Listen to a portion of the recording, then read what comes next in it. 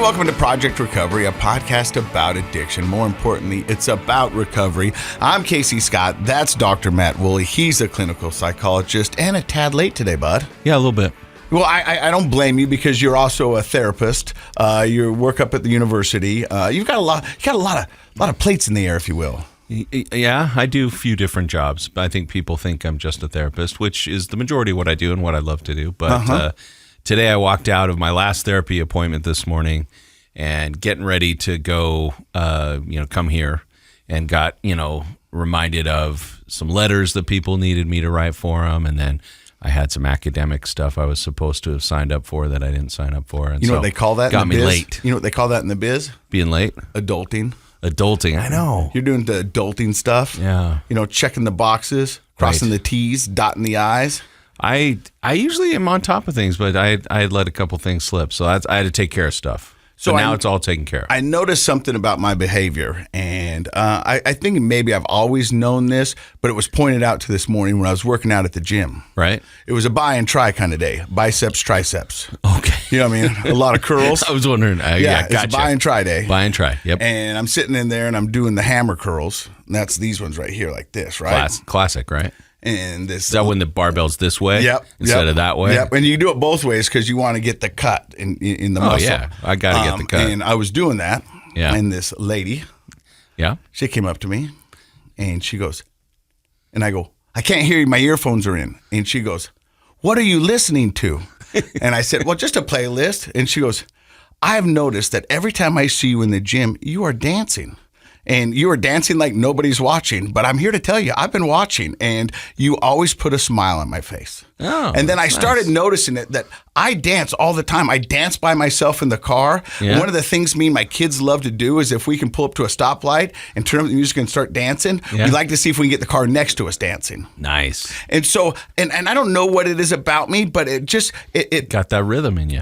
But it makes me feel free, and it can turn it around. And then it got me thinking about my recovery and how important music was to my recovery. Okay, I don't think we've talked about that. And I mean, my girlfriend said it last night. She goes, we were talking about things that are really important to us. Mm-hmm. And one of my top things is music.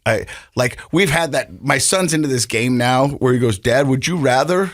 Would you rather, yeah. He's like, would you rather be blind or deaf? And I go, I'd rather be blind because I can listen to music.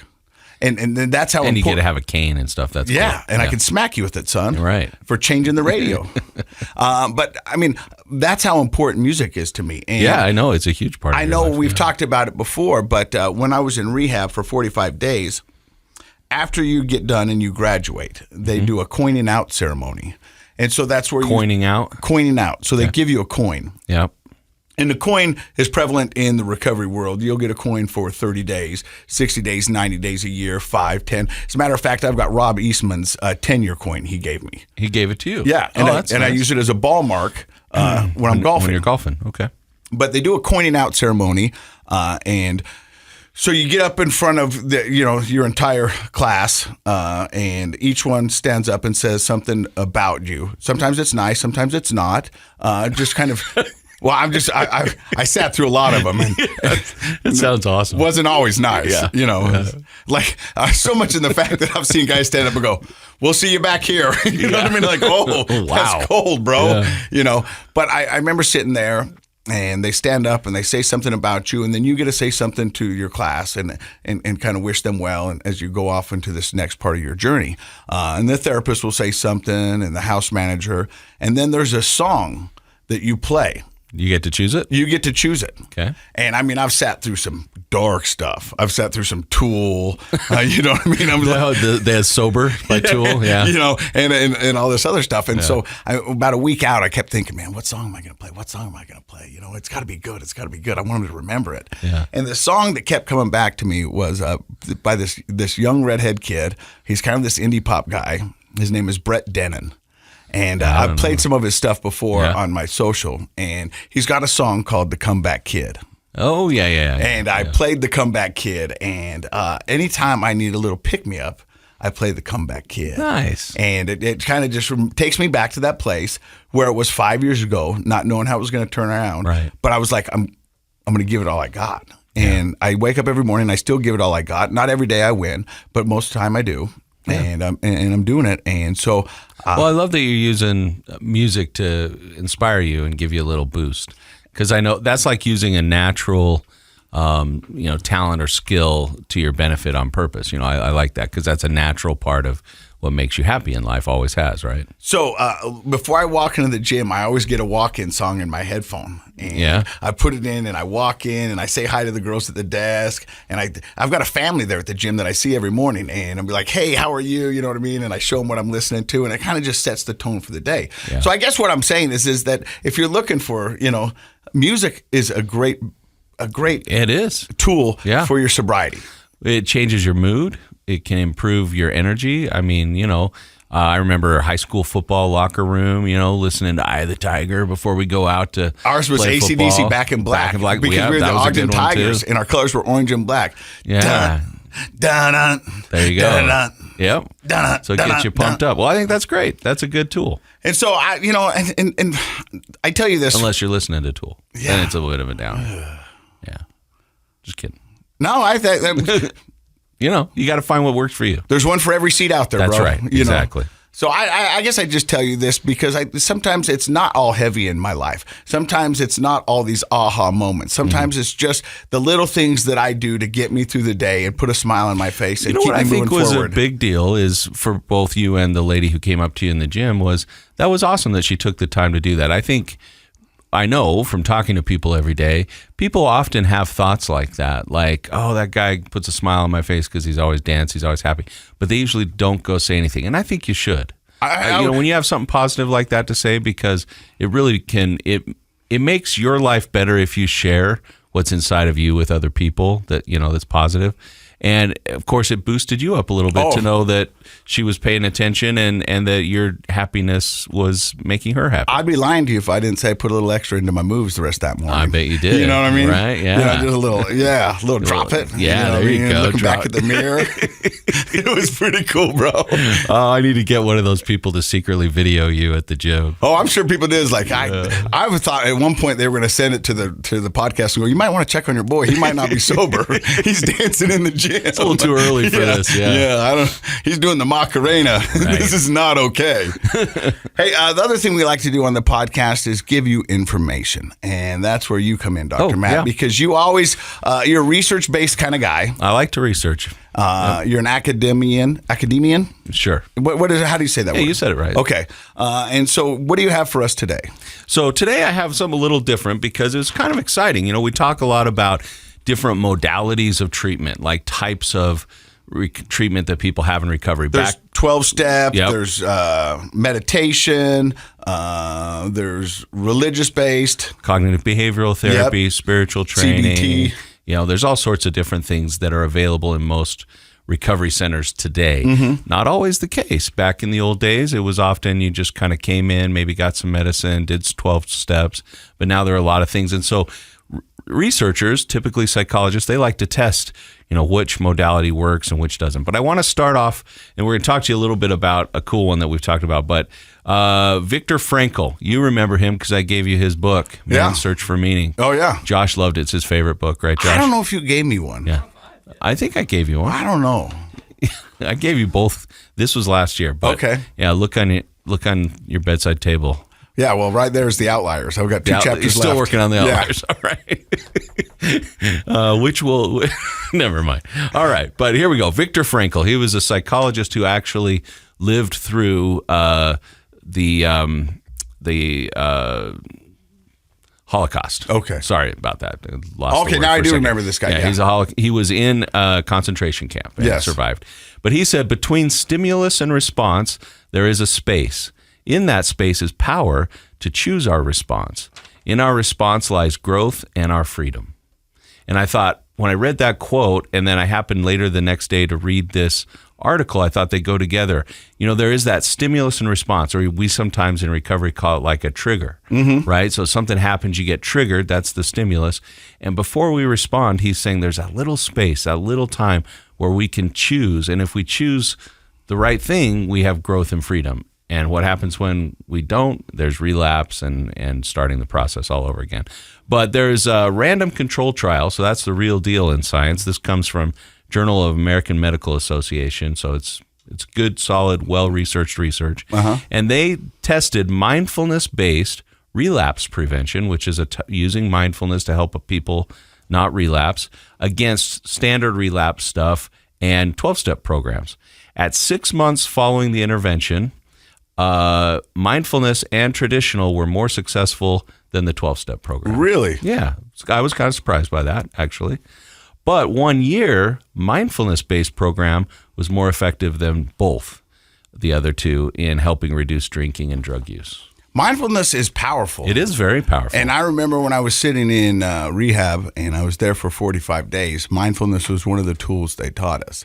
And the way they taught us to be mindful about things that were coming our way was to envision clouds. And your thoughts are clouds and they're passing by. And you give them the attention that they need. And if there's nothing you can do about it, you send it on its way. And then the ones that stay a little bit longer and you can deal with, and then you deal with those. But what you're talking about is something kind of like what I've been talking to my kids about, because, kids are teenagers and they're reactionary. And I always tell them, I said, what you're given is just information.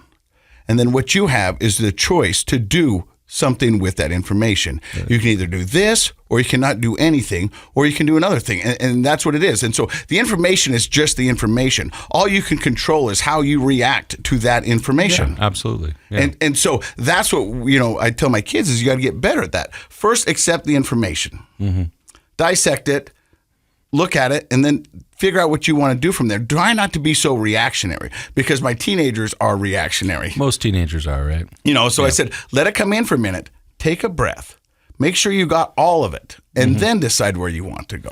Yeah, I think that's you and Victor are saying the same things. You have that moment before you react, you decide what you are going to do, what you're all about. And if you're informed by gathering information, your reaction's going to be positive. When I think about that, there's a saying in Alcoholics Anonymous that one is too many and 1,000's not enough. And if you use it in that context, you have the choice for one, and that's too many. And once you take that drink, then you don't have the choice anymore, and 1,000 is off. So that the choice you have is right before you pick up that one, because the one is the dangerous. The 1,000 is going to come if you do that one. So there's where the choice is, and you got to go. Nope, not today. Yeah. No, that's a great way to look at it. So anyway, if a person's out there listening, wondering if mindfulness is anything more than just relaxing, it really is, and it's been proven, at least in this case, to outstrip some of the other common treatments that we have for recoveries. Before we get to our guest, if somebody wanted introduction into mindfulness, where would you send them? There is, I believe, mindfulness.org is a place. Anything written by John Kabat-Zinn, who's kind of Zinn. It's kind of like what you use. Yeah. John Kabat-Zinn would be an author that if you wanted to go on and search his website and find, introductions into mindfulness practices, that would be great. Or you could download an app like Headspace or Calm. Those are both good, and they have lots of mindfulness activities on there. Yeah, I don't recommend you cheating on this podcast, but I'm sure there's some podcasts out there on mindfulness. I'm sure there are. Yeah. I mean, there are for sure. Yeah. But ours is better to listen to for lots of reasons. 100. Yeah. Is what the kids would say. That's what they'd say. 100. Yeah. Yeah. Hey, our guest today is Jesse Carlin. How are you, bud? Good. How are you? You've been sober how many months now? 11. And every day get easier, or is every day hard? It's a little easier. Yeah. There's still struggles that come with it, but it gets easier as time goes on. 11 months sober. How young are you? I'm 22. We're going to find out about Jesse Carlin's story coming up. You're listening to Project Recovery. And welcome back to the podcast. My name is Casey Scott. That's Dr. Matt Woolley. We are the team that brings you Project Recovery every week. We're a team. I We are a team. That. We are a team. We're a team. I'm Batman and you're Robin. All right. Yeah. Who's Josh? Josh, he's Alfred. Alfred, yeah. Yeah. He's back there on the controls, making sure we're fed and everything's good. Okay, cool. Getting us out of trouble. I love being the boy wonder. I like it. Our guest today is Jesse Carlin. As you learned in the first segment, he's been sober about 11 months. He's 22 years old. Yeah. Kind of a young cat. Yeah, for sure. You told me that you did do some time in rehab. How many days you do? I did 90 days. Were you one of the youngest in rehab? Yeah, I was the youngest person while I was there, yeah. Now, did you find that hard or? At first. But then, I kind of got used to it and I didn't really mind it. You get a lot of like props for being like younger and just trying to do the dang thing, Because when I was in rehab, I was 45 when I went in, and we had some younger guys in there, and they would kind of look at me like, I'm not going to be old like you and in rehab, And I go, I wish I was young like you, because then I would have saved myself a ton of heartache. Yeah. So there was admiration on both sides, and they were like, Sure. Hey, this is cool that you're finally getting in control of this thing. And I was Exactly. like, well, that's the goal. Where does the story of Jesse Carlin begin? Just like way back when so I was born in Salt Lake. I lived with my grandparents and my mom till I was about, 11 or 12. How many siblings? None. I mean, I have half brothers and sisters and then step brothers and sisters, but no like full. So I mean, it was just really just me and my mom with my grandparents growing up. What kind of kid were you? I was pretty like laid back. I like to play video games all the time, so I was at home or just like hanging out with friends, also just playing video games really. So you sound a lot like my son, and when talking about the kids out on the playground and the football field, he refers to them as sporty kids. Were you a sporty kid? Yeah. When I was in 6th and 7th grade, I was playing football. After 7th grade though, I kind of quit playing football. Why? Due to me smoking weed. I, wanted to just smoke weed instead of play football. So that brings me to my next question. When was the first time you remember smoking weed or drinking alcohol or whatever it may be? The first time, I was like going into 7th grade. So I was coming out of 6th grade, going in 7th, and just with some friends, they're like, "Hey, we got some weed. You want to smoke?" And I was like, "Sure. Why not?" So it was as simple as sure. It wasn't like, well, I don't know. It was at first, and then they back in the day, we didn't have like a pipe or anything, so we just crushed up a can and they put holes in the top, and they had it all ready, and they're like, "So do you want to?" And I was like, "I don't know." It went around once and finally got to me, and by the time everybody had done it, I was just like, "Why not?" I'll do it since everybody did it. Let me ask you. Did you feel like it was peer pressure? Did you feel like if you didn't, they would look at you different? Or at that point, was it just curiosity that killed the cat? I wouldn't say it was 100% peer pressure. They weren't like forcing me, and weren't like pestering me. But it was more curiosity to a point, like wanted to fit in. But I knew like if I wouldn't have done it, they still would have been my friend. But, I wanted to see what it was like, so. Yeah, I think we have this old-fashioned idea of peer pressure from like commercials. Do this drug or I'm going to punch you in the face, kid. Yeah, all that kind of stuff from the 80s, But I actually think peer pressure exists more within us. Yeah. Like we want to not be different. I think most people say what you said, Jesse, and that is that like, oh, I know my friends would have been my friends anyway, but I just kind of wanted to do what everyone else was doing, plus the curiosity piece, So, yeah, I think that's a pretty typical way people first try, drugs, alcohol, whatever. We've had a lot of people on the podcast the first time they did an opioid or the first time they took a drink of alcohol or the first time they smoked weed. They felt something physically change inside of them. Did you have a euphoric feeling? Did you get high? Was there something that you went, there might be something to this? So the first time I did it, that experience, I didn't really get high, no. So I was like, okay, is this all it is? I didn't really feel much, so I was kind of confused. So by the time came around for the second time, I did it again, and that time I felt something. That time it was like I was pretty stoned, a lot of euphoria, yeah, for sure. And I kind of I liked the feeling. I kept trying to chase that, kind of chase the dragon on that one. What? I think that's interesting. We should take a minute and talk about chasing the dragon. Because it's a term that's often used in the recovery and addiction world. And for you, what does chasing the dragon mean? Just when I was in active addiction, just really just trying to get that like feeling from that you get from your first high, which is usually impossible to get that feeling again. But, you'll try and try and try and try until you think you'll get close to it, and you never do. And I think that's the whole thing about that term, chasing the dragon. You're just chasing. Yeah. You're always behind. You're always trying to get back to that first experience. And your brain habituates so quickly to things like that you're not able to ever really get there. So I think most people see it as kind of a frustrating thing, like, for sure. And they just settle for it being less and less powerful for them over time. And then you have to use more and more. So second time you smoked weed, you got the euphoric feeling, and you kind of dug it.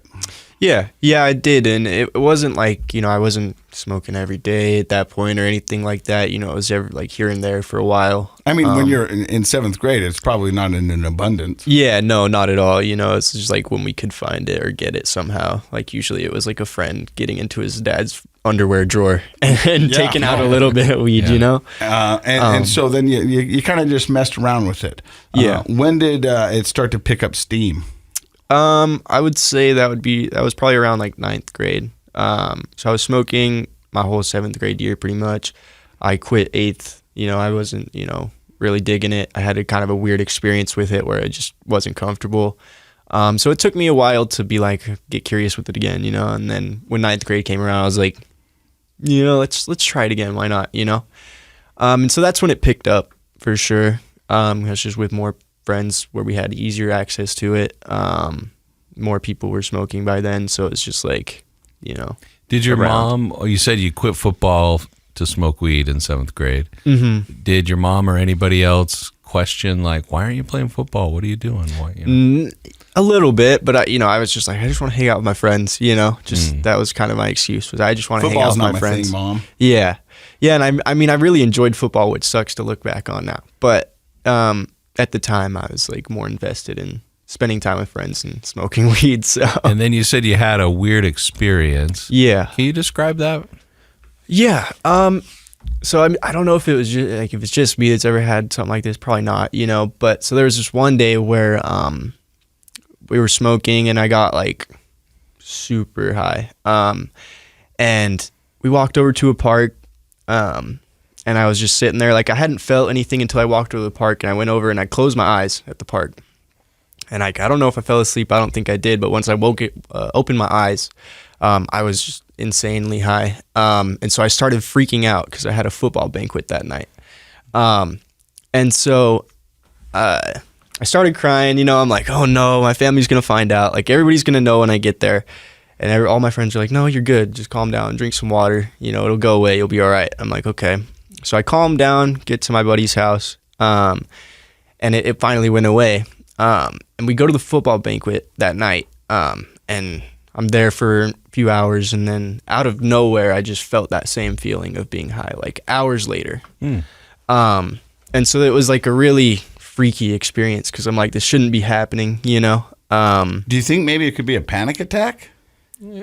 Well, with when people smoke a lot, so like you said, you'd been smoking quite a bit and you were really high, you can have what are called paradoxical effects, or effects that are opposite of what we think we would have when we're using a particular drug. And so actually you're definitely not the only person that's had experiences like that. And you get feeling kind of paranoid. Panic attacks can definitely happen. Sounds like you were probably you were rebounding because it was coming back later in the evening, and so you had probably had a lot of THC in your system. Okay, that makes sense. Yeah, so I basically was just and that kind of scared you off of using it for a while. Yeah, and so then the next day I woke up and I just didn't feel right. Like it just, I don't know, I felt off for a while. Like that whole year that I stopped, after that it was just like I didn't feel 100%, correct. But so it took a long time to kind of get out of the system, huh? Yeah, and I don't know if it was like, I think it was just also my head, like in my head after to a point where I just couldn't get over how that happened. So, finally after a while I was like, I'll try it again after I had gotten used to. Yeah. Well, that's the thing. There's a big difference between children and adolescents smoking weed versus adults.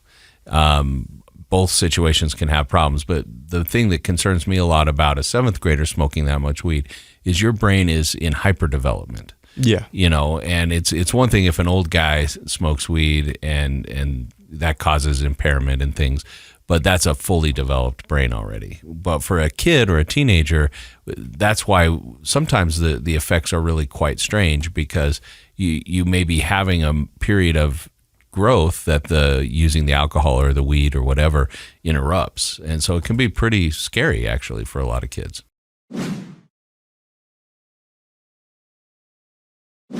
So when do you make the jump from weed to meth, and how does that kind of transpire? So I was 16 when I first did meth. Which seems really young. I mean, I don't think there's any good age to start meth. Yeah, but probably not. Yeah, 16 seems way young. Yeah, I was pretty young. I was smoking weed, when I was like, 14, 15. Mm-hmm. And then I started doing acid here and there, and drinking a little bit.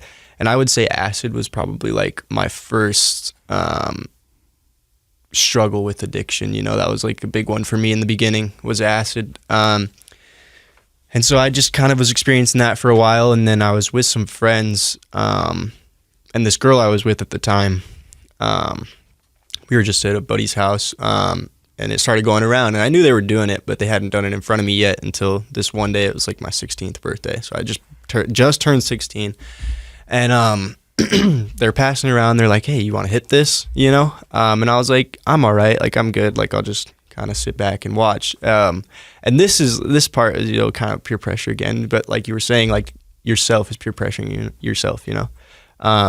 My girlfriend at the time hit it, right? So she started smoking with them, and then it came back around, and I was like, well, she did it, Mm-hmm. I want to fit in with her, it's kind of like that, my first love type of thing. So I was like, okay, like let's try it. And I feel like right away I fell in love with it for sure. After that first hit. Yeah, like it was insane amounts of like euphoria, and just I felt so good. Yeah, it was pretty intense. Leading up to that experience, did you have an opinion about meth, like people who use meth and what meth is? Like, had you thought much about that as a drug? I hadn't. No, like I didn't have like a strong opinion about people that did it or anything. Like I wasn't like, oh, these tweakers or anything. No, it was.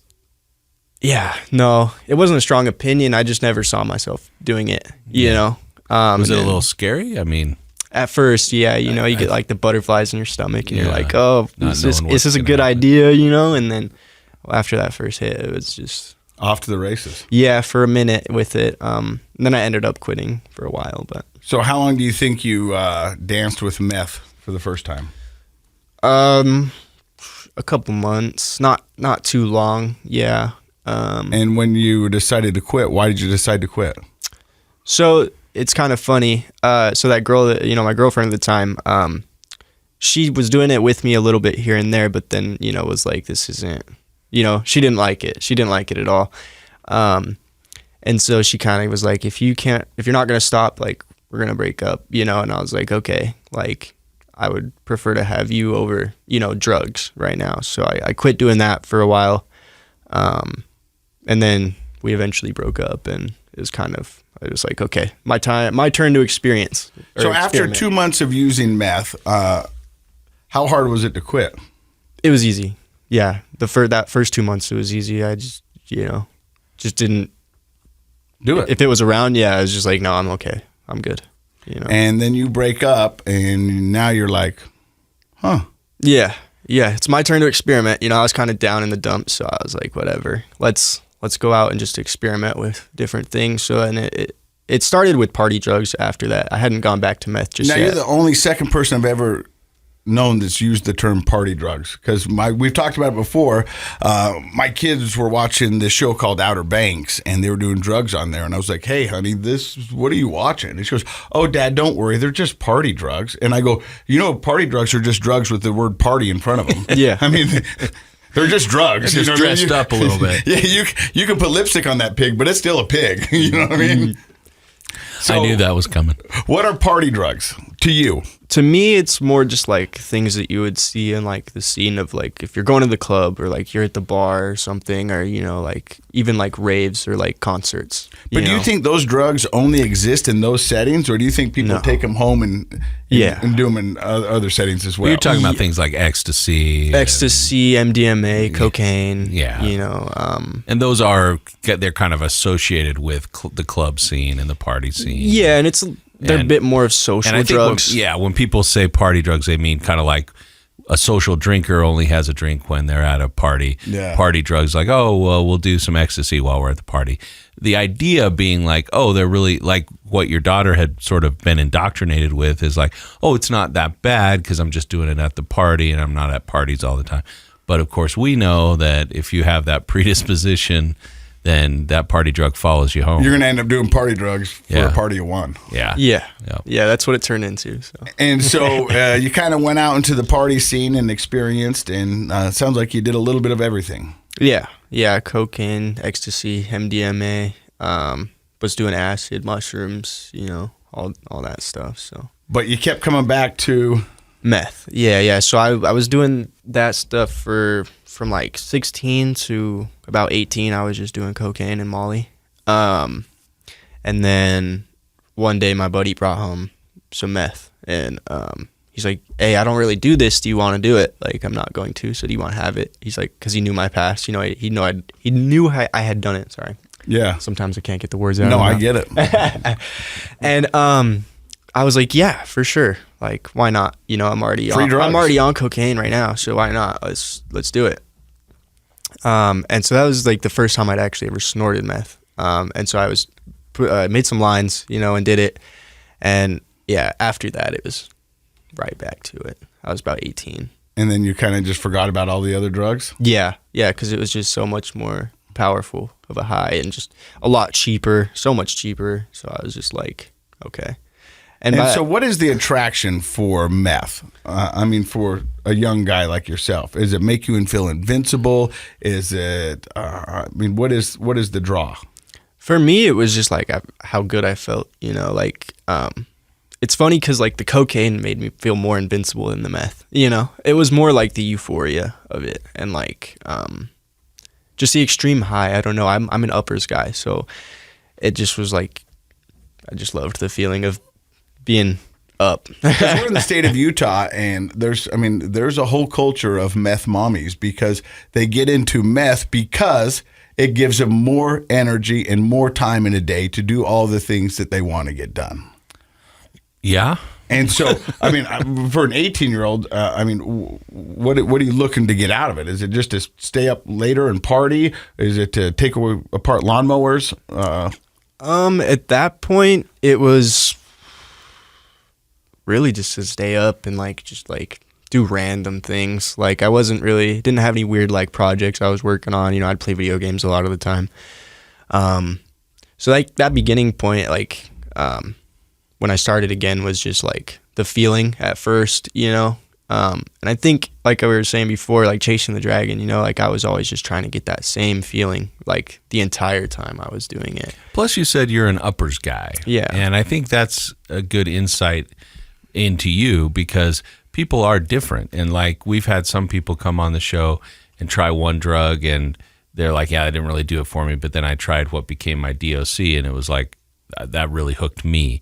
But somebody else might try that same drug and be like, yeah, it's not for me.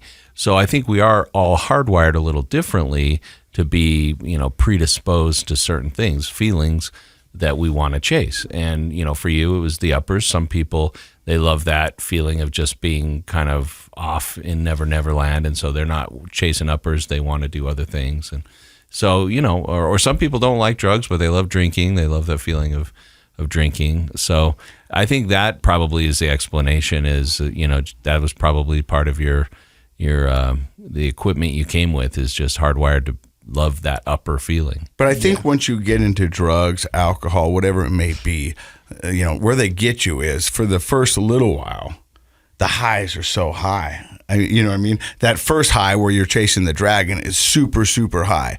Next time there, and then it becomes kind of the staircase down to a baseline. And then eventually you find yourself underneath the baseline. And so then you're just doing drugs to do what? Feel normal. And that's what the crazy, you know, right, exactly. I'm doing drugs just to feel normal. Just to try to get back to normal. Yeah. I mean, we've talked about it before. I remember at one point when I was active in my addiction and drinking just way too much, my mom calls up and she's like, "This is some BS, son." And I go, "What?" She goes, "You're out there partying and having a good time and we're all paying the price." And I remember go, "Mom, does it look like I'm having fun? Because I can tell you right now, I'm not. I'm doing whatever I can just to get through the day." Fun left a long time ago. Yeah, we're not even near fun. Yeah. And so did you find that happen to you? Yeah. So, I mean, it took a little bit longer too, like after that, probably till I was like 20. By that time I was doing meth every day and it was not fun anymore. So what did that do to your home life and your mom and your grandma and your family? It affected them a lot. Yeah, for sure. I mean, I was never really home that often. I would come home just to sleep. And I haven't gone into like, you know, deep conversations with them about it, but I know that it affected them quite a bit, especially my mom. Because I mean, when I was home and coming down or like didn't have any drugs, she had to deal with me just going into like full blown rages out of nowhere, which, you know, is also hard for me. Like in the moment, you're like, why am I doing this? Why am I being this way to my mom, you know, and treating her so bad? And then like you finally get your fix and you're like, sorry, like, you know, and there's no sorries can make up for that, you know, like you can eventually like rewrite your actions, but in the moment, the sorries don't change anything. No. So. And so how long are you out running and gunning on the streets? From when I was 19 to when I was 21. Yeah. And what did I mean, the whole 16 to 20 now is, you know, or 21 was Did you finish high school? I didn't. No, I dropped out. Yeah. And that usually, like when people get heavy into use in their early to mid-teens, it's pretty hard to follow through with high school. Yeah, for sure. So how does a guy without a high school education, and how much money do you think you're spending on a day on drugs? It depended. Like some days, you know, like probably just 20, and then other days, you know, you could maybe come up with like 80 and spend 80 on it. For me personally. And where do you get that cash? For a while, I was selling just all sorts of different drugs, acid, Molly, meth, cocaine, weed, all that stuff. So I was selling all that, and that was like just to support my addiction for a while. Mm-hmm. And then eventually it turned into like stealing and all that stuff. You know, you kind of just trade for drugs. So let's say you're 20 years old and you look in the mirror. What's looking back at you?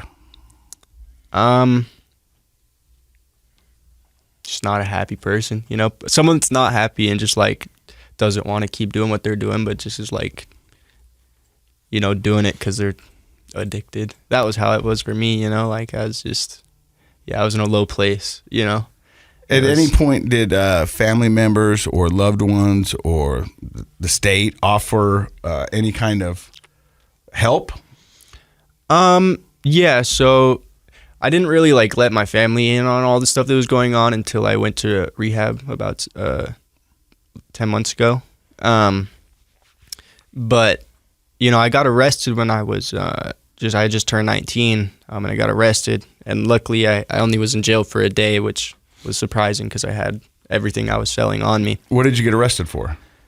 I got arrested and charged with possession of a controlled substance, but they came and got us because there were people arguing at this car wash we were at, and so somebody called about a noise complaint, and they pulled up on us instead. And we had just smoked some weed, so yeah, they searched the car and all that. And found a cache of drugs. Yeah, a lot of cash and a lot of drugs. Probably like a couple $1,000s worth of drugs, yeah. Wow. Yeah. And so you go into jail for one day. Yeah. Went to jail for one day, thankfully. And so that was pretty crazy. I thought I was going to be in there for a while. And they let me out on pretrial because it was my first charges I've ever gotten, like as an adult, or I'd never had any as a kid. So they let me out on pretrial, and that's when they were trying to get me on probation and have me do treatment. And then those next 2 years, like I just didn't follow through. I just kept getting high. So. Wow. So, I mean, all of this at such a young age, and just kind of the wild, wild west for you. Yeah. And you're just out there running and gunning and trying to feed your habit. Yeah. Where do you come to a rock bottom, and what does that look like? My rock bottom was like right before I went into rehab. And I actually went out of my way to talk to my family and ask for help. Because I kept getting warrants put out for me and all that, and they were wanting me to go do like some good amount of jail time, and I wasn't really wanting to do that, you know. And I was just like in psychosis, you know, not terrible psychosis, but every once in a while I'd get real bad and just like have like terrible mental breakdowns, and you know, I was just over it at that point. Like, let me ask Dr. Matt. He said he wasn't in terrible psychosis, but I think anytime you're in psychosis, it's probably not good. There are degrees, that is true. But I would say, so psychosis means we're hearing and seeing things, experiencing sensory experiences that aren't real. We have delusional thoughts about things that aren't really happening. But to the person who experiences them, it's awful. It's scary. You feel out of control. You don't know what's real always.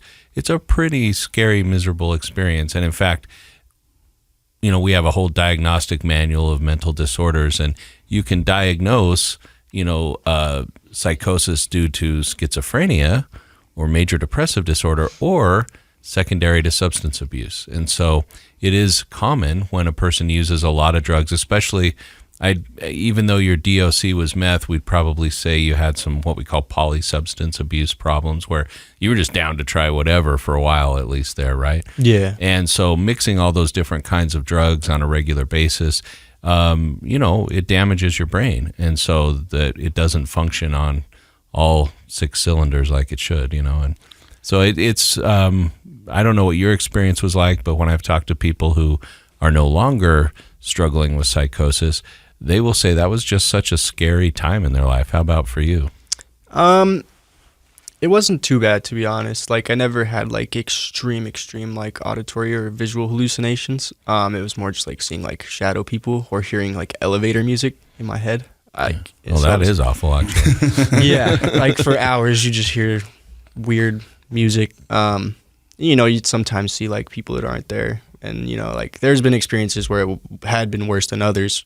You know, it was worse before I got to my my rock bottom, and that's usually when I had been up for like 6 or 7 days. And that just blows my mind when we talk to people who have been, you know, abusing meth and staying up for many days in a row. I can't even imagine that. Yeah. What was the longest you stayed up for? I think 7 days, and I couldn't do it. I was like, I need sleep right now. That sleep deprivation can be deadly, actually, for a person. Yeah.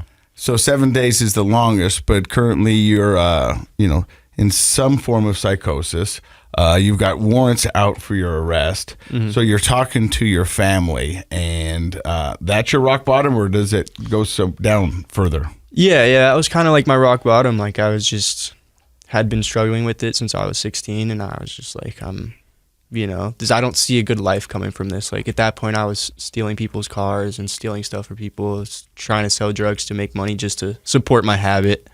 And I just, you know, it wasn't a life that I wanted to live anymore. Like I don't want to end up in prison or like dead. So I was like, and that's the crazy world of drugs and alcohol and addiction, is that, you know, you're an addict, but now you're a car thief to feed your addiction, you know? And so we've had a lot of people who've been on the podcast who ended up going to jail or prison for being a car thief, and they were like, I'm not a car thief, I'm an addict. Right. But I'm not getting any help for my addiction because they all think I'm a car thief, which you are a car thief, but... Yeah, but you didn't wake up in the morning and think, you know, I think I'll be a car thief today, right? No, not at all. It wasn't like, my chosen profession shall be thievery. So, you know, when we have people on the podcast and they talk about a lengthy journey into their road of addiction, a lot of times they find themselves crossing lines that they've never said they would cross before. Right. And here you are at such a young age. Did you find yourself crossing boundaries that you thought you would never cross? Yeah, a lot of boundaries that I didn't think I'd ever cross. And walk me through that. I mean, just to start, like with drugs, like I didn't ever see myself doing meth, and then that happened, and then once I got hooked on that, I was like, okay, well, I'll never start selling drugs, you know, and then that went out the window, you know, and I'm like, okay, well, I'll never like, you know, take guns with me and go sell drugs and like maybe rob somebody, and then that happened, you know, like I didn't go to the point of robbing them, but you know, like it's an uncomfortable feeling to, you know, walk around with a gun on yourself and, you know, not have ever wanted to be there and see shadow people. Yeah.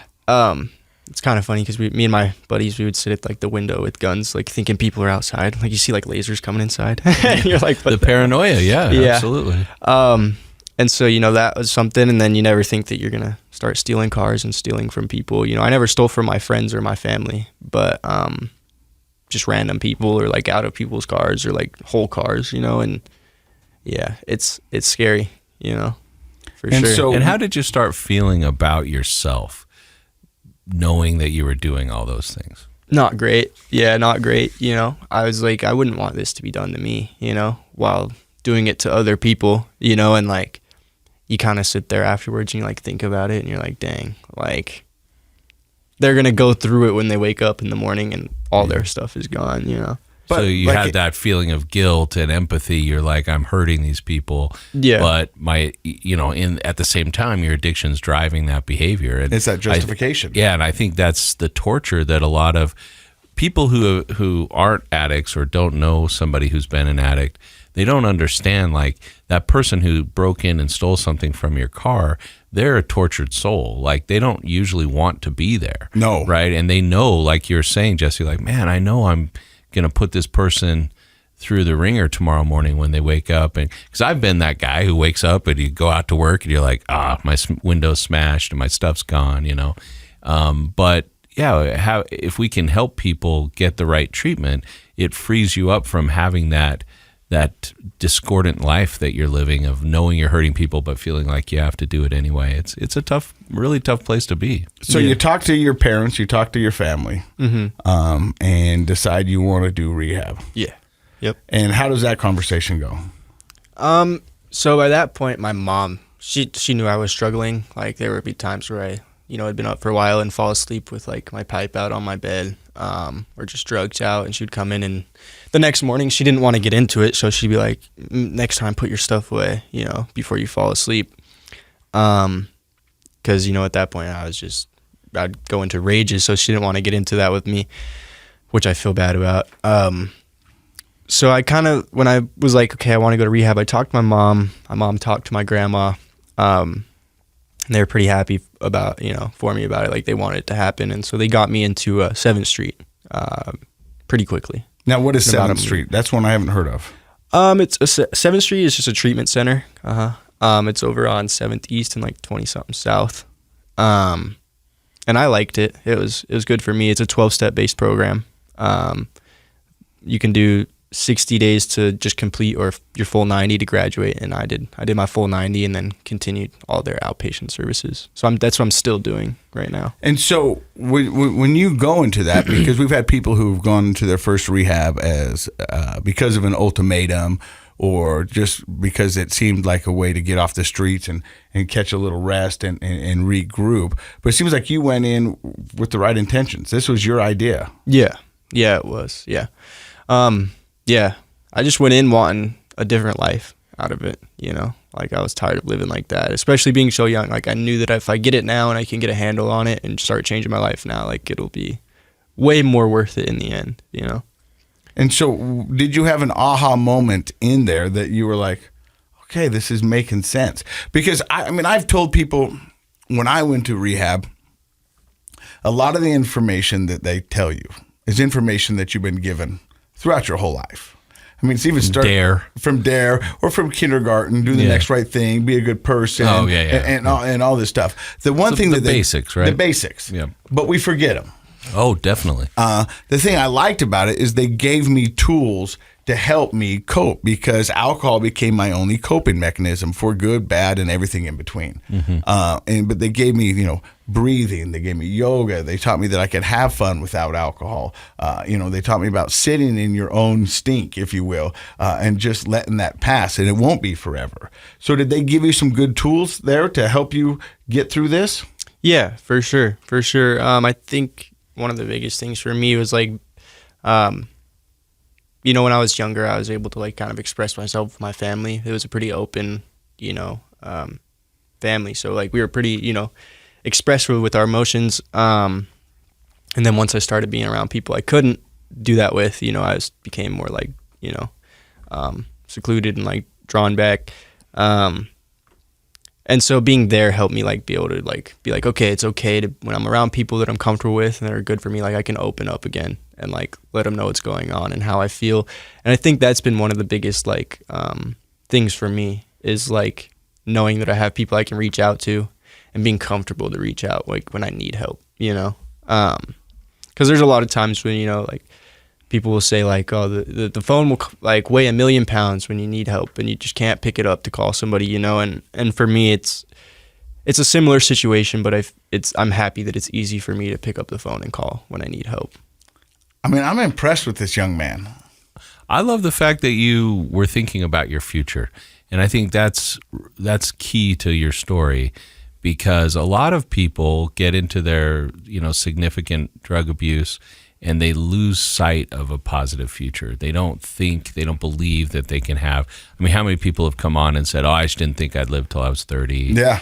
Past 30, or I couldn't see a future for myself. And I think that shows the power of belief and intention, right? Yeah. Like you believed, like, man, like you said, if I can just get this fixed right now, I'm young enough, I can have a really good future. But if I don't get it fixed, that future is going to be terrible. And I think that power of belief and wanting something better for yourself is key. I also think, and this is just from my own experience, and it's what I was kind of hoping, I think people in their 20s think they will age out of the addiction, if that makes sense. Yeah. You know what I mean? That, hey, this is what I'm supposed to do in my 20s. I'm supposed to experiment. I'm supposed to do this. And right. By the time I'm 30, I'll be married and have kids, and it won't be responsible citizen. Responsible. Yeah. It won't mean that much to me. You know what I mean? Yeah. But when that addiction gets a hold of you, it doesn't matter how old you are. Right? Yeah. But I think a lot of people think that they will age out of it. That's why I'm so impressed with Jesse, that at such a young age is like, hey, this is not a road I want to go down.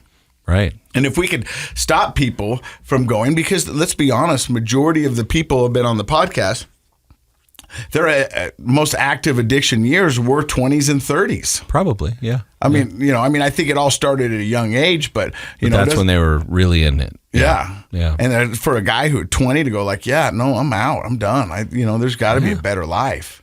Yeah. So talk about that. What have you envisioned for yourself going forward? What do you want to do with your life of recovery? I do want to go back to school, get my GED, so that's something I've been working on. I want to go to a trade school or something, figure out like what kind of trades there are and what I would want to do like career-wise. And it's really like I've just been focusing on like that school stuff and all that, I had a job and I recently got let go just because they couldn't work with my schedule with treatment, just having to go in and drug test. I couldn't work their full-time hours. So I'm in the process of looking for another job right now. But you prioritized your treatment. Yeah. Because you knew that was important, huh? Yeah, for sure. And that's good.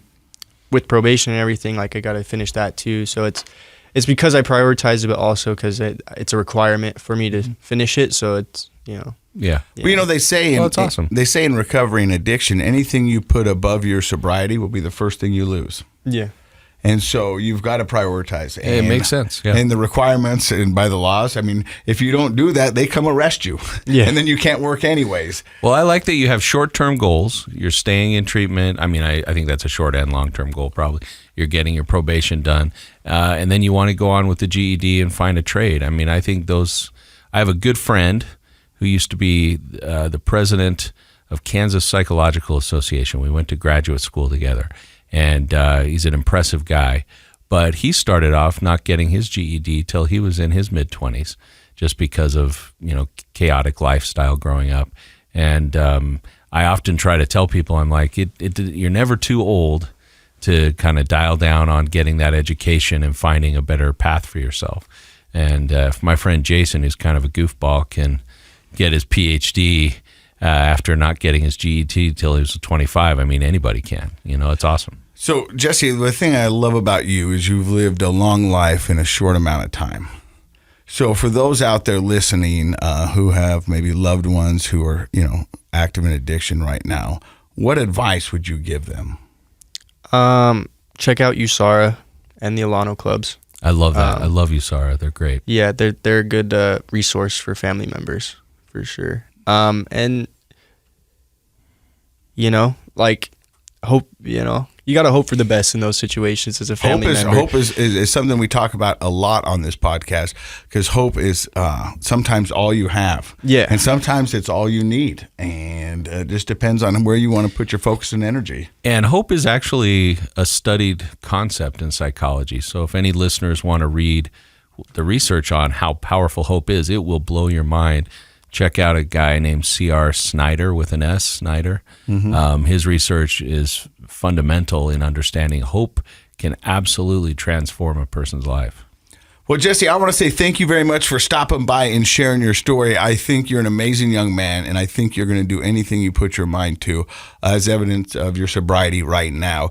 I would love to have you back on in a year or two to see where you are and see what's going on. And if we can ever help you out, if Dr. Matt needs to write you a letter, he'll write you a letter. Whatever we can do to help you, because I'm impressed by you, and I think you're a wonderful young man. So thank you. Thank you. Thank you, guys. Dr. Matt, last thoughts on Jesse? Ditto to everything you just said. We'd love to be there for you. We'd love to follow your journey. There are a lot of people that listen to the show that take a lot of inspiration from people like yourself that are willing to be brave and come on and share their story. So thank you for them, because I'm sure you've helped a lot of people by sharing your story. And I think a lot of parents don't know how to interact with their kids, and I love that you are redirecting people to USARA, because that's a great resource for parents. So thank you for coming on. Yeah, thank you guys. And thank you for listening to another episode of Project Recovery. And in case you forgot, Project Recovery is what? It's a KSL podcast, Casey. That's what I'm talking about, Dr. Matt. Yeah. That's what I'm talking about.